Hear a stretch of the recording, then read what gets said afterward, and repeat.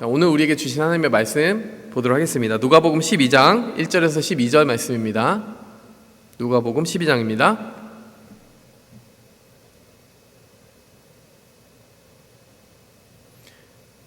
네, 드라마 바이블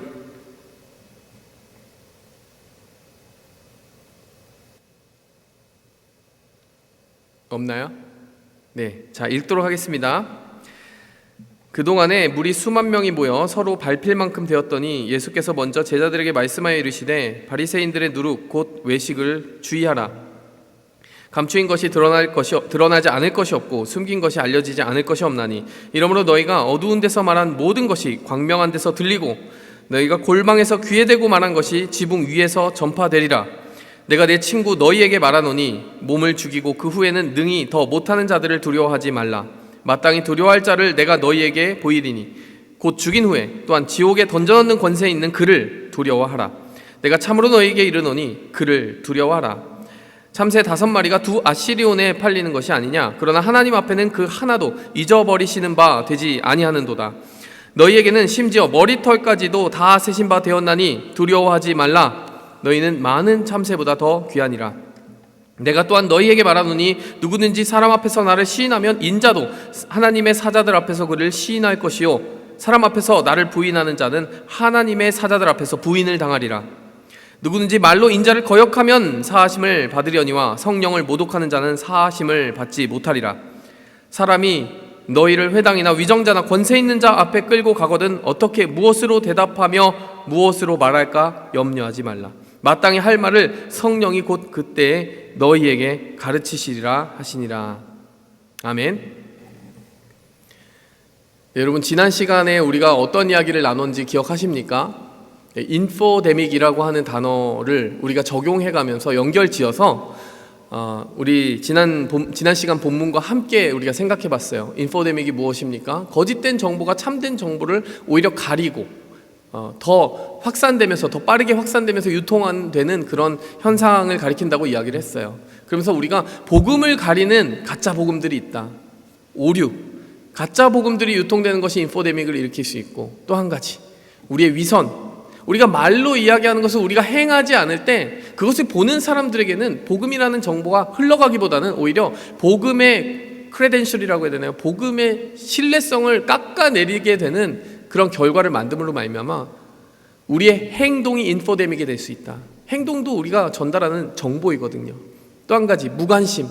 정말 우리가 복음을 열정적으로 전하고 그것을 위해서 살아가는 그 열기라고 해야 되나요? 그 열기가 함께 전달되지 않은 채 정말 무심하게 우리의 입에만 담기는 그 무관심한 태도로 전해지는 복음이 이 세상 앞에서 오히려 복음을 가리게 되는 역할을 할 수 있다. 우리가 이런 이야기들을 나눴어요. 여러분 이 3가지 꼭 기억하시기 바랍니다. 우리가 복음을 가리는 인포데믹의 진원지가 되지 않기를 우리는 애써야 될 것입니다. 그런데 오늘 본문 말씀, 어제 본문에서 지난주 본문에서 바로 이어지는 본문입니다. 거기에서는 예수님이 콕 집어서 한 가지, 그 3가지 중에 한 가지 이슈를 더 확대경으로 들여다보시는 것 같아요. 돋보기로 들여다보시는 것 같아요. 이것이 너무 중요하다는 겁니다. 무엇일까요? 오늘 12장 1절 말씀 보니까 바리새인들의 누룩 곧 외식을 주의하라. 외식이 무엇입니까? 네. 외식이라고 하는 단어는 우리한테 조금 생소한 단어일 수 있는데 가식이라는 단어는 좀 익숙하죠. 가식입니다. 가식. 외적으로 가식을 부리는 것, 이렇게 우리가 이해하면 좋을 것 같아요. 내 실제 모습이 그렇지 아니한데 그것을 꾸며서 나타내는 것을 우리가 외식이라고 하죠. 여러분 실제로 이 본문에 쓰인 헬라어 원문에 보면 이 외식이라는 단어는 히포크리시라고 하는 단어가 쓰인 거예요. 영어로 번역하면 히포크리시입니다. 근데 실제로 헬라어 뿌리를 가지고 있어요. 근데 이 히포크리트라고 하는 이 단어가 어디서부터 유래가 된지 아십니까? 이 연극 용어예요.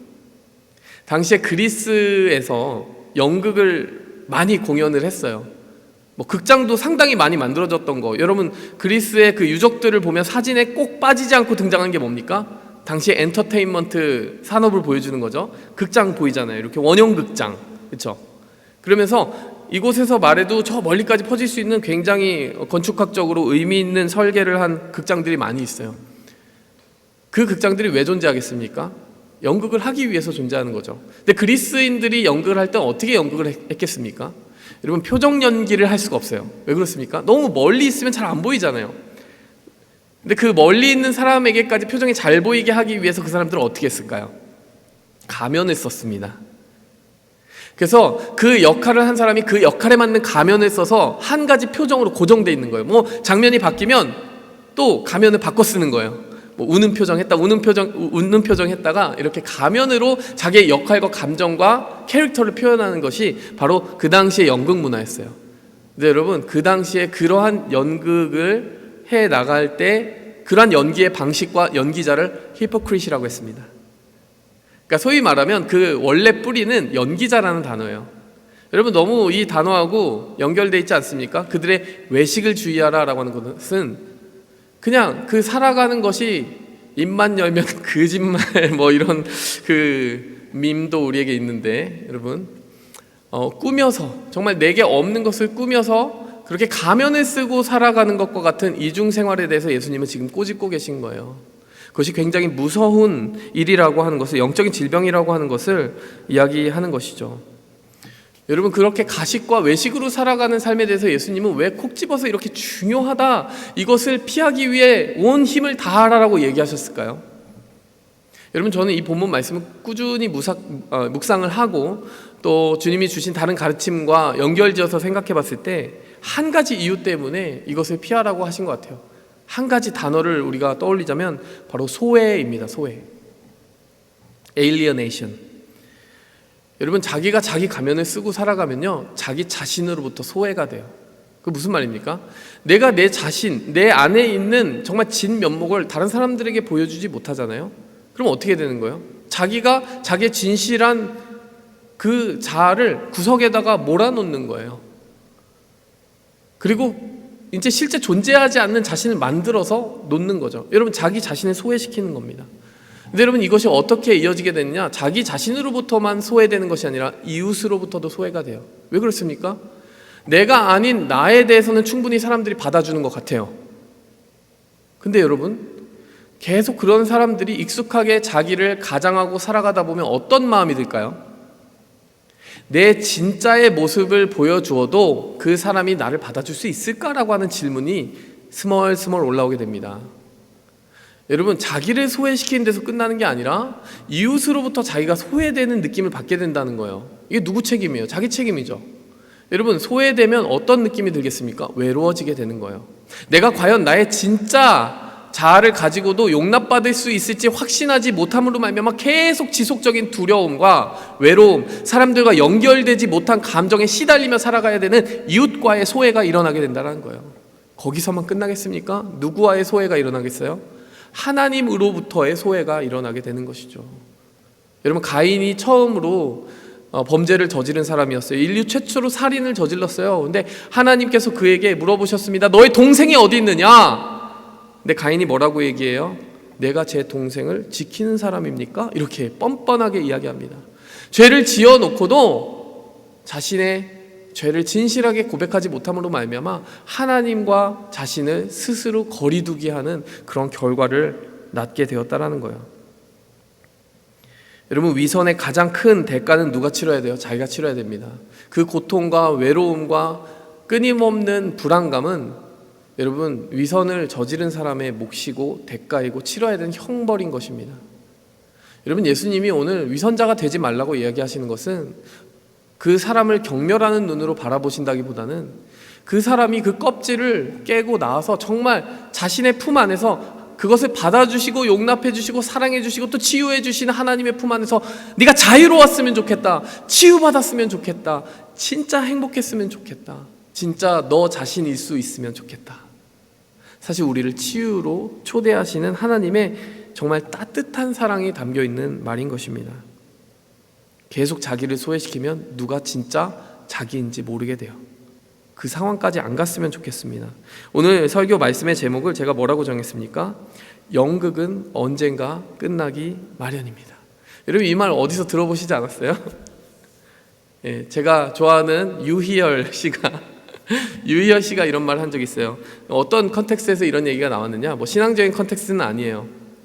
어떤 사람이 이런 질문을 하더라고요. 유희열 씨한테 어떤 결혼 상대를 만나는 것이 좋습니까? 뭐 이렇게 질문했다는 거예요. 근데 유희열 씨가 어떻게 그때 대답을 했냐면, 제가 그 짤을 아직도 기억하는데 아주 인상적이었어요. 내가 내 자신일 수 있는 사람과 만나야 된다. 그러니까 굳이 나를 꾸며야 될 것 같은 압박감을 느끼고, 왠지 내가 내 자신으로서 다가가면 거절당할 것 같은 두려움과 의심을 끊임없이 불러일으키는 사람과는 만나서는 안 된다는 거예요. 그러면서 뒤에 붙인 말이 뭐냐면, 연극은 언젠가 끝나기 마련이기 때문입니다. 여러분, 너무 좋은 말 아니에요? 여러분, 우리가 가족과 함께 산다는 건 뭡니까? 우리가 집안에서 같이 산다는 건 뭐예요? 연극하지 않는 거예요. 예. 그래서 뭐 옷을 어떻게 입든 우리가 신경 쓰지 않습니다. 요즘 청년들과 계속 줌 모임을 하고 있는데, 네, 제가 뭐 이 아래 바지를 안 입고 줌 미팅을 할 수도 있다는 뭐 의혹을 제기하는데, 절대 그런 일은 없습니다. 어쨌든 중요한 것은 뭐예요? 내가 내 집에서 편하게 있을 수 있잖아요. 그래서 내가 내 자신일 수 있잖아요. 그래서 그것을 집이라고 하잖아요. 예수님은 뭐라고 얘기하시는 겁니까? 너 자신을 소외시키지 말고 진실한 너 자신을 내 앞으로 가져오고 사람들 앞에 가져옴으로써 편안해졌으면 좋겠다. 유희열 씨가 한 말과 비슷한 맥락이 있다고 생각해서 오늘 제목을 이렇게 이야기했어요. 우리는 연극하면서 끊임없는 긴장 가운데 나 자신을 꾸미며 만드는 삶을 영원히 지속할 수는 없어요. 언제까지 그렇게 살아야 되겠습니까? 너무 불행하지 않습니까? 연극은 끝나기 마련입니다. 여러분, 그렇다면 우리가 그 위선에 대해서 치유해 주시는 정말 하나님의 그 따뜻한 음성, 그리고 레시피, 정말 우리에 대한 그런 처방이 무엇일까? 예. 오늘 살펴보니까요, 위선에 대한 첫 번째 처방은 소셜 디스턴싱이 아닌가, 이런 생각이 들었어요. 건강한 소셜 디스턴싱. 여러분, 오늘 본문 말씀에 보니까요, 예수님이 누룩이라고 하는 한 단어를 가져오십니다. 자, 12장 1절에 보시면 바리새인들의 누룩을 주의하라. 그 누룩이 무엇을 의미하는지는 바로 그 뒷부분에 곧 외식, 그러니까 꾸며서 자신을 만드는 것을 누룩이라고 비유적으로 표현하신 거라는 걸 알겠어요. 근데 왜 누룩이라고 이야기를 했을까? 여러분, 누룩이라는 단어는 이스트, 여러분 효모라고 하는 의미를 가지고 있죠. 빵에다가 빵이 부풀도록 하는 효소를 넣게 되는데, 그 효소가 들어가면 어떻게 돼요? 밀가루가 이만한 조각이었다가 그것을 굽는 과정에서 이만큼 부풀어 오르게 되죠. 여러분, 왜 외식하는 그 삶을, 가식을 하는 그 삶을 누룩, 이렇게 이스트에 비유를 하셨을까요? 여러분, 딱 이스트가 하는 역할이 그거기 때문에 그래요. 여러분, 본래 이렇게 다 모아놓으면 어때요? 이만큼 한 줌밖에 안 되는 것을 어떻게 만듭니까? 이만큼 부풀어 오르게 만드는 거잖아요. 그러니까 자기가 가지고 있는 액면과 그 본질보다 훨씬 더 부풀어 오르게 만들므로 해서 사실 속이는 것이죠. 그 기만성, 그러니까 누군가를 속이는 그런 본질보다 더 부풀리는 속성을 바로 누룩에다가 비유를 하신 거예요. 뿐만이 아닙니다. 누룩은 확산성을 가지고 있어요. 쉽게 그 빵 전체를 부풀게 한다라는 거예요. 누군가 자신을 꾸미기 시작하고 가식하기 시작하잖아요. 왠지 그것을 바라보는 사람도 거기에 맞춰줘야 될 것 같은 그러한 느낌과 강박관념을 받게 됩니다. 경쟁적으로 서로 외식하게 되고 가식을 하게 됩니다. 그리고 누룩은 부패하기가 쉽다라고 그래요. 그래서 여러분, 정말 그것이 빵을 부풀어 오르게 만드는지는 모르겠지만 보존성은 해친다라고 그러죠. 쉽게 상하게 되는 거예요. 그래서 여러분, 외식하는 삶과 이 누룩이라고 하는 것의 속성이 너무나 잘 맞아 있는 거예요. 그 속이는 속성, 그리고 부패하기 쉬운 속성, 그리고 너무나 쉬운 확산성. 우리가 이걸 좀 더 쉬운 말로 하면 거품이죠. 거품, 질소 포장. 그냥 포장된 인생에 대해서, 이렇게 부풀어진 인생에 대해서 누룩이라고 하는 한 단어를 쓰신 것입니다. 근데 여러분, 이 누룩을 피하라, 외식을 피하라, 그 부풀어진 인생을 피하라라고 하는 그 예수님의 말씀은 이제 우리가 이해를 하겠는데, 그 예수님이 말씀하신 시점이 굉장히 중요해요. 항상 성경을 읽을 때는 여러분 컨텍스트를 잘 봐야 합니다. 12장 1절에 보니까 예수님이 그 말씀을 하신 때가 언제입니까? 때가 언제예요? 그 동안에 시간이 나오죠? 물이 수만 명이 모여서 서로 밟힐 만큼 되었더니, 여러분 이때가요 그냥 때가 아니라요, 어떤 때입니까? 많은 무리들이 모여들었던 때예요. 근데 한두 명이 아니라 수만 명이래요. 여러분, 오병이어의 기적이 있었을 때 5,000명이다 뭐 3,000명이다 이 얘기를 했잖아요. 뭐 남자만 카운트한 거니까 좀 더 많았을 것이다 얘기는 하지만, 지금 여러분 수만 명이라고 하는 것은 그것보다도 더 많아진 겁니다. 여러분 지금 예수님과 그 둘러싼 그룹에게 일어나고 있는 일이 무엇이라고 생각하세요? 어마어마한 인기가 만들어지고 있는 거예요. 여러분 그 당시 전체 세계 인구를 다 합쳐도요, 여러분 몇 억이 안 된다라고 그럽니다. 그러니까 지금과 전혀 비교할 수 없는 때요. 그 당시 수만 명이 모였다는 것은 BTS를 넘어서는 능가하는 인기를 예수님이 구가하고 있는 거예요. 뭐 인기를 이렇게 뒷받침해주는 팬들만 모인 것이 아니라 누구도 모였습니까? 우리가 바로 전본문에 있었듯이 예수님을 대적하고 사사건건 시비 거는 무리들도 많아졌어요. 그러니까 예수님을 서포트하는 무리들도 이만큼 많아졌고, 예수님을 공격하는 헤이터, 악플 다는 사람들도 많아진 거죠. 팬들도 많아지고 악플 다는 사람도 많아졌습니다. 근데 여러분 왜 하필이면 이때에 예수님이 지금 어떻게 하세요? 예수께서 그 다음 읽어보시면요, 12장 1절에 그렇게 되었는데 예수께서 먼저 보이시죠? 먼저 제자들에게 말씀하여 이르시되. 여러분 이제 예수님이 한 말씀 해주셔야 될 것 같이 모든 군중들이 기다리고 있는데, 그 군중들은 잠깐 제자들을 따로 데리고 갑니다. 예수님이 스페셜하게 키우는 사람들이에요.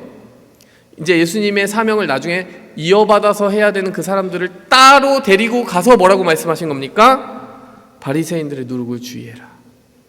여러분 이 그림 전체가 보여주는 역동성을 우리가 잊어버리지 말아야 돼요. 예수님은 지금 무리와 제자를 구분하고 계세요. 그걸 보셔야 돼요.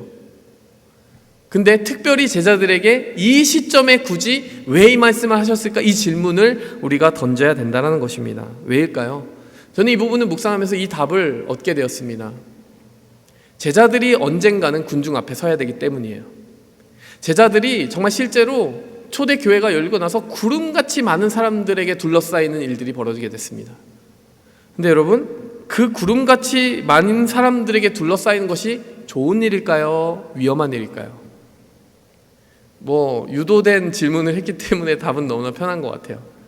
여러분 이 군중들 사이에 정말 인기가 날로 높아지는 예수님과 그 예수님 주변에 한 자리씩 하고 있는 12 제자들의 그 마음이 어땠을까 생각해 보세요. 12 제자들은 아마도 마음이 한껏 부풀어 올랐을 것 같아요. 마치 누룩을 먹은 것처럼. 우리가 이 정도 됐구나. 예수님이 이 정도 됐으면 우리도 네임드 아니야? 이 정도면 셀럽 아니야 우리도? 여러분 우리의 마음을 부풀게 만들기 쉬운 그 가장 위험한 누룩이 언제 침투하기 쉽다는 겁니까? 다른 군중들 앞에서. 여러분 군중 속의 고독이라는 말이 왜 존재하는 거겠어요? 많은 사람들 속에서 내가 숨어 들어가서 신앙생활을 한다. 신앙생활에만 적용되는 말은 아니지만 그 많은 사람들이 나와 함께 연결되어 있으면 내가 외롭지 않을 것 같은데, 아이러니하게도 군중 속에서도 고독을 느끼는 것이 인간이다라고 하는 것이 왜 존재하는 말이겠습니까? 여러분 군중은 나를 진짜로 알아주는 사람이 아니기 때문에 그래요. 군중 속에서 진짜로 나의 진면목을 아는 사람이 나를 아는 사람이지, 여러분 그 군중들이 아무리 많이 몰려 있다 해도 마음이 거기에 들뜨거나 움직여서는 절대 안 된다라는 거예요. 그런데 그 많은 사람들 앞에 서는 이 케이스는 이 제자들의 마음을 허황되게 만들기가 쉽고, 마치 무엇이 다른 존재가 된 것처럼 오해하게 만들기가 쉽고, 그래서 이 군중의 바다 속에서 자기가 누군지 오히려 잃어버리게 만들 위험성이 크기 때문에 예수님이 지금 이렇게 말씀하시는 겁니다. 여러분 예수님은 이 군중의 바다 속에서 자기를 지키기 위해 너무나 애쓰신 분이에요. 많은 사람들은 박수를 쳐요. 욕도 해요. 욕하는 사람의 말을 들으면 정말 두려울 것이고, 칭찬하는 사람의 말을 들으면 마음이 교만해질 수 있고, 여러분 이 스윙을 어떻게 해결하셨을까요? 예수님은 소셜 디스턴싱을 하셨어요. 항상 모든 사역한 다음에 어떻게 하셨다고요? 산으로 혼자 올라가셨어요. 예수님과 독대하시기 위해서. 다른 사람들의 그 의미 없는 환호에 휘둘리지 않기 위해서. 그 사람들이 날 모르고 하는 말에 상처받거나 나를 모르고 하는 말에 교만해지지 않기 위해서 예수님은 계속하여 객관적인 자기 발견을 위해서 하나님 앞에, 나를 유일하게 제대로 아시는 하나님 앞에 서는 그 시간을 구별하기 위해 전심을 다했던 것입니다. 여러분이 진실하게 자기 자신을 소외시키지 않고 군중 속에 고독을 느끼지 않고 외롭지 않고 참된 자기를 발견하는 방법이 뭐라고요? 소셜 디스턴싱이라는 거예요. 의미 없는 소음으로부터 멀리하라는 겁니다.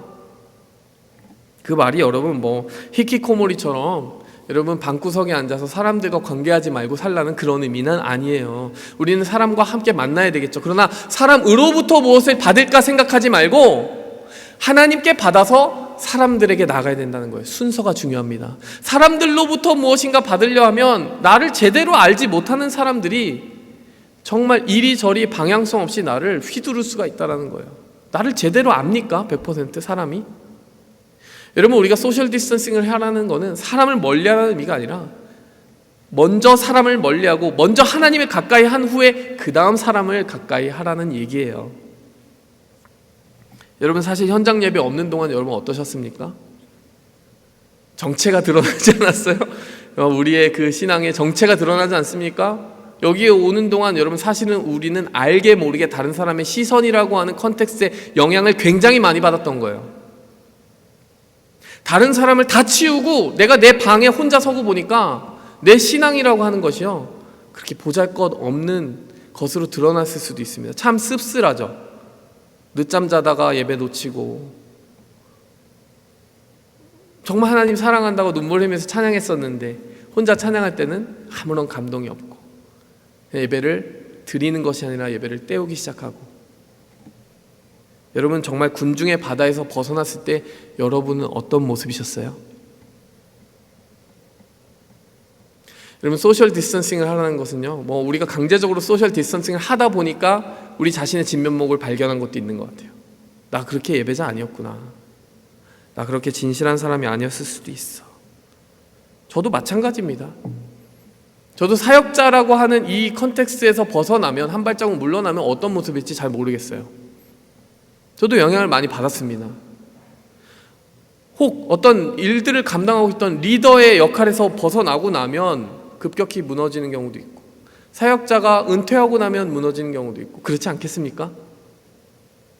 여러분, 우리에게 정말 하나님 바라시는 게 뭐겠어요? 그런 컨텍스트 밖에서도 우리가 하나님 앞에 진실할 수 있으면 좋지 않겠어요? 그 자신이 내가 얼마만큼의 정말 액면가 그대로의 나인지 본질인지 확인하기 위해서 우리는 계속 하나님과 독대하는 소셜 디스턴싱을 해야 된다는 것입니다. 두 번째로 이어서 우리가 우리의 진실한 자신을 찾기 위해서 위선에 대한 그 처방전을 하나님이 내려주셨는데 뭐냐면 spiritual distancing을 좁히는 것입니다. 아까 말했듯이 여러분, 사람과는 나를 오도할 수 있는 그 사람들과의 관계 속에서 나 자신을 끊임없이 객관적으로 만들기 위해서 거리를 두라는 걸 먼저 얘기했다면, 여러분, 거리를 두기 위해서 두는 것이 아니라, 그 거리를 그냥 두는 것이 아니라 뭘 하기 위해서 두는 거예요? 목적이 뭡니까? 하나님과 가까이 하기 위해서 두는 거예요. 사람들과 잠시 멀리하는 이유는 뭐예요? 하나님과 가까이 하기 위해서 그런 거예요. 여러분, spiritual distancing은 좁혀야 됩니다. 여러분, 오늘 본문 말씀 12장 4절을 보시기 바랍니다. 예수님이 뭐라고 말씀하세요? 내가 내 친구 너희에게 말하노니. 여러분, 예수님이 지금 뭐라고 말씀하세요? 우리를 초대하시는 거예요. 너희는 내 친구야. 가까이 왔으면 좋겠어. 여러분, 이 군중들 속에서, 위선 속에서 자신을 잃어버리는 그 상황을 피하라고 말씀하신 예수님은 곧바로 다음 이 단어를, 이 강력한 단어를 그들에게 말씀해 주시는 거예요. 너희는 내 친구야. 군중 속에서 찾으려 하지 마. 나와의 친밀감 속에서 찾았으면 좋겠다.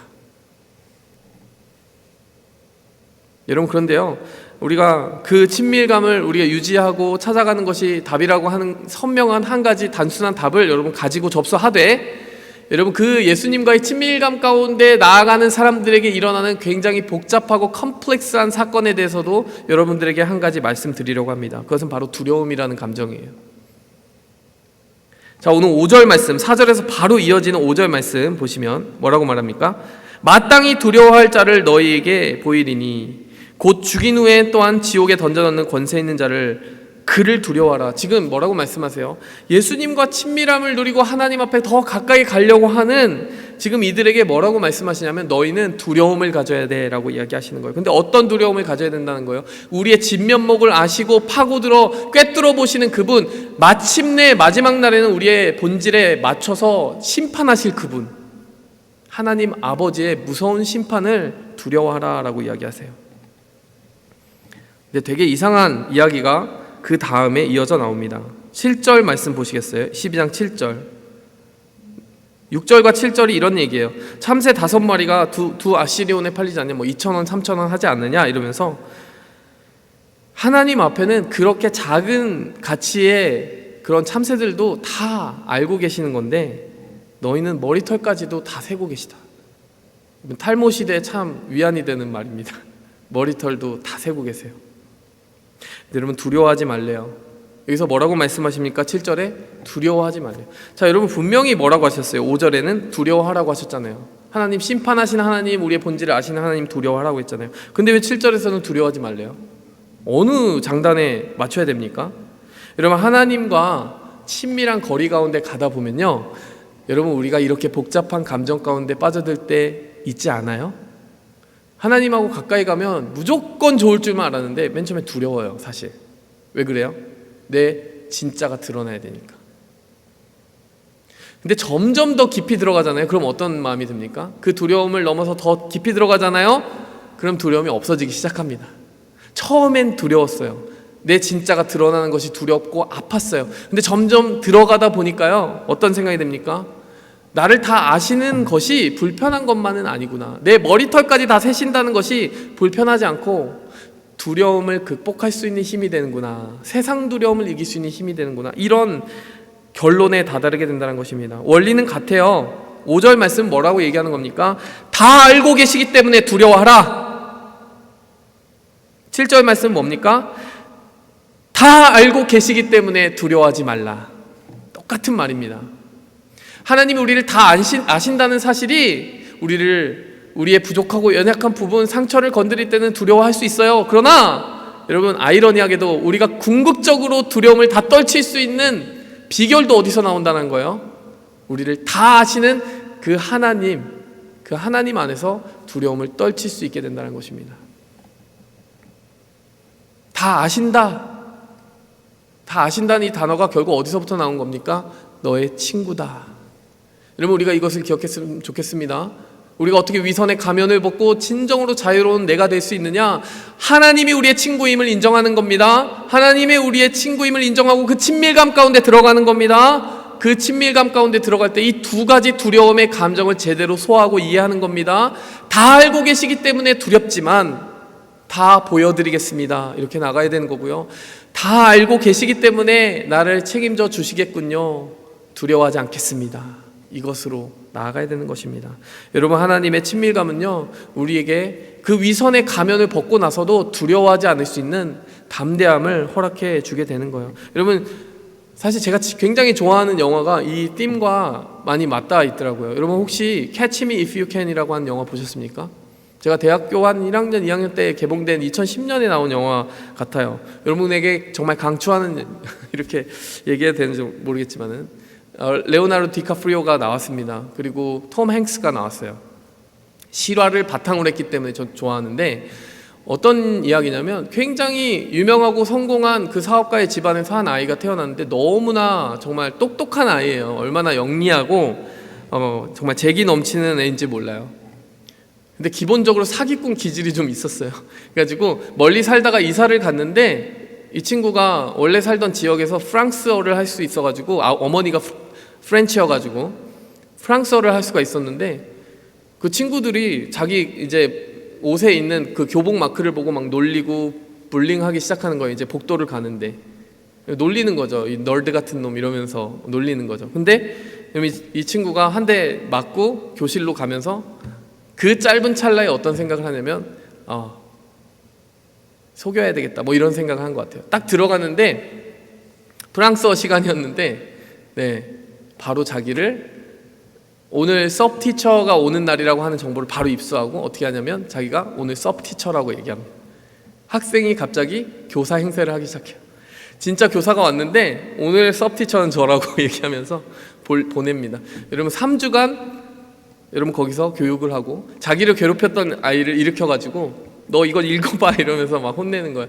여러분 벌써 사기꾼 기질이 보이죠? 근데 이 가정에 굉장히 슬픈 일이 있었는데 이혼 가정이 되어버렸어요. 그리고 나서 자기가 너무나 사랑했던 이 부모님이 깨어지는 것을 보기 힘들었던 이 아이가 도망치게 됩니다. 도망쳤는데 $25짜리 수표 하나 가지고 도망친 아이가 어떻게 살겠어요? 고등학생 아이인데. 여러분 어떻게 살기 시작했냐면 수표를 위조하기 시작합니다. 근데 뭐 갖가지 시행착오를 거쳐서 여러분 그 기념품, 에어라인에 있는 기념품 있잖아요. 그 기념품을 물에 불리면 위에서 그 항공사 마크가 떨어져 나오는 거예요. 그걸 붙여가지고 항공사 수표를 위조하기 시작하고요. 자기가 항공사의 그 기장인 것처럼 옷을 맞춰서 입습니다.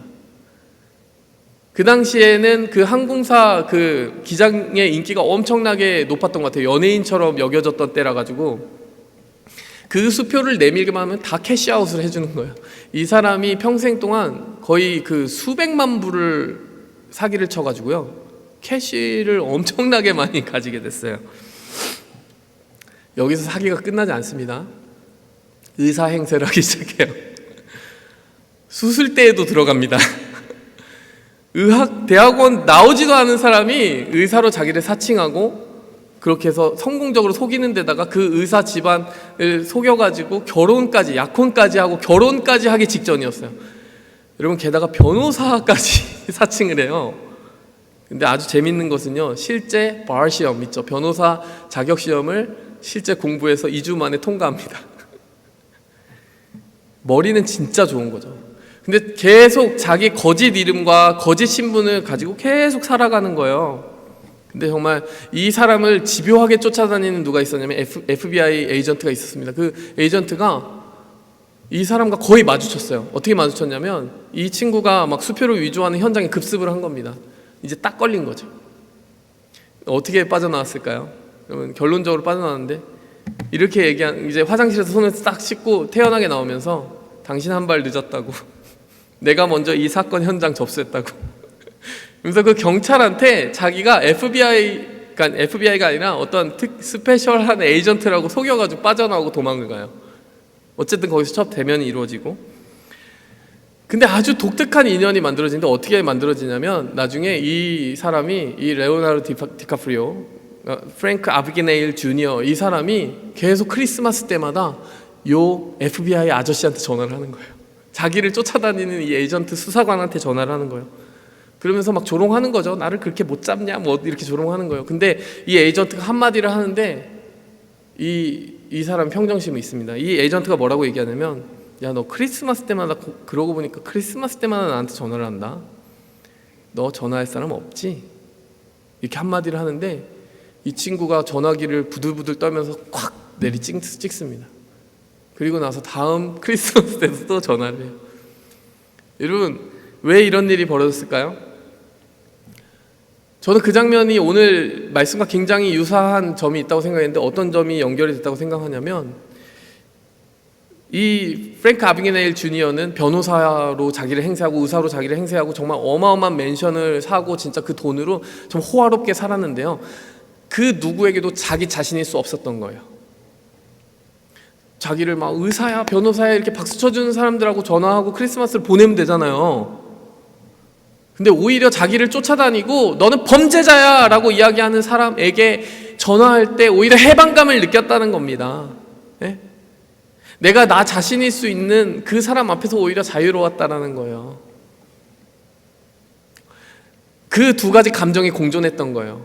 내가 범죄자인 것이 들키면 안 되는데 라고 하는 두려움도 있었는데, 근데 결국에는 이 사람이 마음속에 그곳으로 가야만 두려움을 완전히 근본적으로 해결할 수 있다는 것도 느끼고 있었던 것 같아요.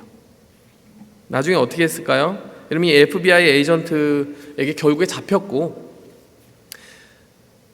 이 에이전트가 이 친구를 너무나 애정 어리게 바라본 거예요. 아주 고등학생 20세밖에 안 됐고 부모님은 이혼했고, 그래서 어떻게 하냐면 후견인이 되고 FBI 에이전트로 추천을 해가지고요, 감옥살이를 수십 년 해야 되는 사람을 에이전트로 만듭니다. 그래가지고 여러분 프랭크 아비게네일 주니어 그 영상을 찾아보시면, 유튜브를 찾아보시면 너무나 흥미로운 연설도 많이 하고 국가에 많이 기여를 해가지고 훈장도 받고 막 하여간 그런 아주 괜찮은 인생을 그 다음에 살아가더라고요. 근데 많은 사람들이 영화 나오고 나서 그 사람들에게 인터뷰를 요청했나 봐요. 근데 그 사람들이 뭐라고 얘기하냐면, 참 당신 멋지고 화려하게 사는 동안 너무 익사이팅 했겠다고 얘기를 해요. 그러면 이 사람이 뭐라고 얘기하냐면, 천만에요, 전 너무나도 불행했습니다 라고 얘기해요. 내가 내 자신이 되어 살아갈 수 없었던 그 거짓과 허울과 위선에 가면은 결국 나 자신을 소외시키고 가두고 고문하는 그러한 틀, 이상도 이하도 아니었다라는 거예요. 자기는 그냥 범법자였을 뿐이지 사람들이 보는 그 모든 것들이 사실 진실이 아닌 이상 무슨 의미가 있냐라는 겁니다. 여러분, 이 이야기를 제가 하면서 어떤 생각이 드느냐, 어쩌면 하나님이 그 에이전트 같은 분이 아닐까 이런 생각이 들어요. 우리가 그 에이전트 앞에 서는 건 두려워요. 회개해야 됩니다. 죄가 익스포즈가 됩니다. 노출이 됩니다. 근데 여러분, 약속되어져 있는 회복은 무엇입니까? 그 아픈 노출의 과정을 거치고 나면 무엇이 기다리고 있다? 진짜 우리가 우리 자신일 수 있는 해방이 기다리고 있다. 그래서 여러분, 우리가 위선의 문제에 답하는 우리의 마음가짐은 그래야 될 것 같아요. 지금 당장 거짓이 드러나는 두려움을 뚫고 가서 진실을 마주하는 것이 두렵더라도 그 이후에 정말 내게 찾아오는 참된 평안이 있음을 생각할 때 그 길로 가야 된다는 거예요. 분명 그 진실이 드러나는 건 유쾌한 일은 아니지만 진실한 일이고 생명을 주는 일입니다. 소셜 디스턴싱, 우리가 사람들 우리에게 부풀려 말하든지 우리를 폄훼하든지 그 거짓된 음성을 잠시 내려놓고 하나님의 말씀 앞에 귀 기울이고 나아가야 되는, 진실한 나 자신을 대면해야 되는 이유가 거기 있다고 생각이 들어요. 여기에 좀 이어서 생각하자면, 여러분, 하나님과 하나님 앞에 우리를 가져다 두는 일뿐만이 아니라 우리는 우리에게 묶어두신 신앙의 동지들 앞에 우리 자신을 내어놓아야 됩니다. 스피리추얼 디스턴싱을 좁히라는 것 두 번째 의미는 아마 그걸 거예요. 어카운터빌리티 파트너를 찾는 거예요. 오늘 이 말씀에 보니까 무엇이 나옵니까? 아까 분명히 제가 지적해서 얘기했지만 무리들이 많이 모였는데 제자들에게 말씀하세요. 여러분, 예수님이 무리와 제자를 어떻게 구분하시는 것 같으세요? 무리들은 익명성 뒤에 너무나 숨기 쉬운 겁니다. 그래서 어떤 분들은 종종 이런 말을 해요. 큰 교회 가고 싶다. 큰 교회 가는 이유는 뭐냐? 그냥 가서 예배 드리고 나 혼자 집에 가면 되니까. 나에게 귀찮게 꼬치꼬치 내 삶이 어떤지 영적으로 어떤지 물어보지 않으니까. 정말 좋아요, 그게? 여러분, 제자는요, 예수님이 왜 딱 12명을 딱 그 소그룹을 만드셨을까요? 어카운터빌리티 파트너가 되어주시기 위해, 그리고 나중에는 서로 그렇게 어카운터빌리티 파트너, 서로의 영적 상태를 물어주고 체크해주는 파트너가 되게 하시기 위해서 묶어주신 거예요. 여러분, 셀그룹이 왜 존재하는지 아세요? 교회가 커져갈 때 생명력을 잃는 일이 너무 많더라는 거예요. 무리들은 커져가는데, 군중들은 커져가는데 제자들은 없어지더라는 거예요. 왜? 자신의 삶을 쪼개고 나누고 진실 앞에 직면하는 일들이 너무나도 약해지기 때문에. 여러분, 그래서 이 두 가지를 다 추구하기 위해서 존재하게 된 게 셀교회인 겁니다. 복음을 널리 전해야 된다는 의미에서 부흥을 추구하는, 부흥은 여전히 추구하지만, 그러나 그 안에서도 서로의 영적인 상태를 깊이 파고들고 나눌 수 있는 그 생명력을 잃지 않기 위해서 셀이라고 하는 조직이 생기게 된 거예요. 여러분, 적용해 볼까요? 여러분의 셀은 스피리추얼 디스턴싱을 충분히 좁히고 있습니까? 아마 여러분들의 셀장님들이 노력을 많이 할 거예요. 더 대화를 이끌어내려고 할 거고 묵상 나눠달라고 할 거예요. 근데 여러분, 왜 숨어요? 여러분, 예수님은 우리가 무리로부터 나와 제자가 되어주길 바랍니다. 서로에 대해 책임지고 나누고 진정한 사랑을 주고받는 그러한 좁혀진 스피리추얼 디스턴싱을 우리가 경험했으면 좋겠다. 그래서 위선의 껍데기를 벗고 계속 스스로를 빛 가운데 드러냈으면 좋겠다 라고 말씀하시는 거예요. 빛 가운데 살아갈 준비가 되셨습니까? 여러분, 말씀을 정리하도록 하겠습니다. 우리가 위선의 껍데기를 벗고 진실한 자아로 살아가기 위해서 때로 소셜 디스턴싱이 필요합니다. 하나님 앞에 독대한 시간을 만들기 위해 사람들의 여러 소음으로부터 영향받는 거리에서 조금 멀어질 필요가 있어요. 부당한 상처 주기로부터 멀어질 필요가 있고, 또 부당한 프레이스, 부당한 칭찬으로부터도 멀어질 필요가 있습니다. 내 자신이 부당하게 부풀어 오르도록 만드는 세상으로부터 멀어져서 내 자신을 진짜 하나님 앞에 평가해야 될 때가 있습니다. 더 나아가 여러분, 스피리추얼 디스턴싱이 좁혀져야 된다라고 말했어요. 여러분 앞에 그것을 도와줄 수 있는 셀그룹 셀원들이 있습니다. 여러분, 절대 셀을 소홀히 여기지 마세요. 여러분이 스스로의 영혼을 정말 아끼고 케어한다면 여러분이 스스로 나누고 오픈하세요. 성장은 누군가 끌어잡아서 이루어지는 게 아니라 우리가 그렇게 스스로 나올 때 이루어지는 것입니다. 우리 함께 기도하며 나아가도록 하겠습니다. 하나님 아버지, 우리가 위선 때문에 스스로를 소외시키지 않게 도와주시옵소서. 위선의 껍질을 깨고 나온다는 것은 두려움을 동반하는 일이지만 그 두려움을 동반하고 나면 더 근본적인 두려움, 우리의 영적인 운명에 대한 두려움, 우리가 진정으로 내가 되지 못하면 어떻게 할까 하는 그 진짜 두려워해야 되는 문제를 해결할 수 있다는 것을 오늘 말씀을 통해 우리가 새기고 나아갑니다. 세상이 두려워하라는 것들 두려워하지 않고 하나님이 두려워하라고 하는 것을 두려워할 수 있는 인생, 진실한 내가 되기 위해 두려움을 직면할 수 있는 인생 되게 하여 주시옵소서. 우리의 삶이 연극, 언젠가 끝나버릴 연극처럼 사라지지 않게 도와주시고 오늘 하루도 우리에게 곁에 두신 한 사람 한 사람에게 전심을 다하여 마스크를 벗고 성의를 다하고 예의를 다하고 최선을 다할 수 있는 그러한 삶이 되게 도와주시옵소서. 예수 그리스도의 이름으로 기도하였습니다. 아멘.